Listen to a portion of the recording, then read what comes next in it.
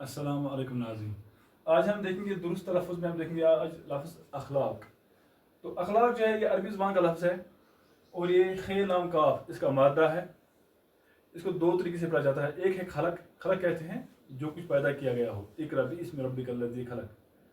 तो वहाँ पर आप देंगे खलक, तो खलक से ही खुलक बनता है। खलक कहते हैं इंसान की ज़ाहिरी हैयत को, और उसके अंदर जो सीरत होती है, आदत होता है, उसको खुल्क कहते हैं। तो खलक और खुल्क में यही फ़र्क है। और अखलाक जो है ये खुल्क की जमा है, अखलाक खुल्क की जमा है।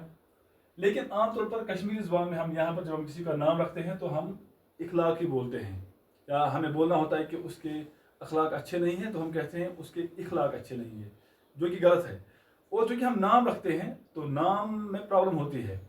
नाम जब आप रखें तो उसका तलफ़्फ़ुज़ दुरुस्त होना चाहिए किसी भी तरह से। तो जब हम लिखेंगे, अगर यहाँ पर भी आप देखेंगे जितने भी लड़के हैं जिनका नाम अखलाक है, तो जब आप उनका स्कूल रिकॉर्ड देखेंगे तो वहाँ पर भी क्या होगा, वहाँ पर भी इखलाक, यानी इस तरह से IKHLAQ इखलाक लिखा होगा। जबकि सही क्या है, AKHLAQ अखलाक।